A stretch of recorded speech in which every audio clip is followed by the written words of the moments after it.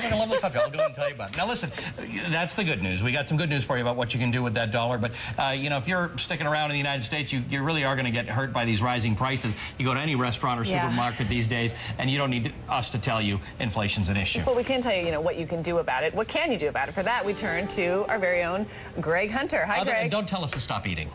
You can't stop eating. Well, listen, this whole financial thing is being called the mother of all crises. That, according to former Fed chief Paul Volcker. Big bailouts and billions being doled out to the banks and brokerages is the problem. And nowhere is a warning signal flashing brighter than the price of gold. It's down to the mid-920 range. Wow. Expert precious metals trader Jim Sinclair, who also used to work for Paul Volcker, tells us what those warning signals should mean to you.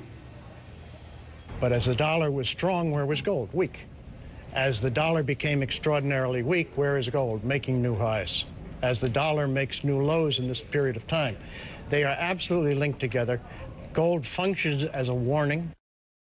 So you're sitting there and you think, what should the common man do? Here's what Sinclair says. Listen up.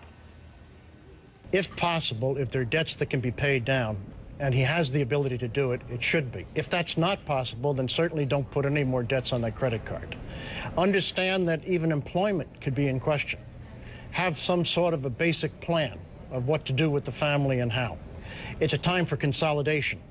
It's not a time for risk. It's not a time to take a new job. It's not a time to go out and go into some sort of a business. It's a time to sit back and let gold speak to you.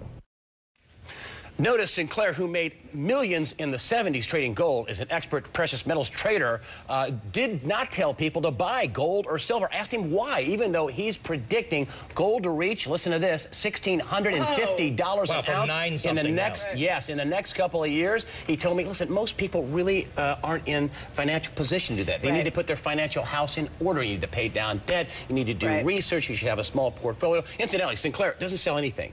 He has a free website. He doesn't need investors. He doesn't sell gold. He's saying what he thinks. That's a good piece of advice. That rather than figuring out where the next quick buck is, just don't get debt. I think we've said this too. We're talking about these checks that are going to come in the mail starting next week, the stimulus checks. Listen, folks, the best thing you can do for the economy is to take care of yourself at this point. Get your financial house in order. Yeah, I mean, it's not about, and we've seen it at the shopping mall, we've seen it at the grocery store. I mean, people are starting to pull back where they can, and there's a reason, because they got an awful lot of debt. They've already taken a lot of money out of their houses. He's saying you got to take care of your own family budget first. That's right. Don't worry about making a quick buck somewhere. I mean, if you have the money, then do the research, and you can't just tell people to buy gold, because I like telling people, buy stock. Well, what stock? Right. Do some research. It should be a part of your portfolio. You should know what you're buying. There's a lot of gloom and doom out there, but I feel like it's a real wake-up call for people. Like, this is a great opportunity for people to get it all together, and stop the insanity, get it all together, and let's move ahead. And there are things you can do, as you say, when you do some research. There are investments you can make, but priority has to be to protecting yourself from getting into worse situations. Thank you for bringing that to us, Greg.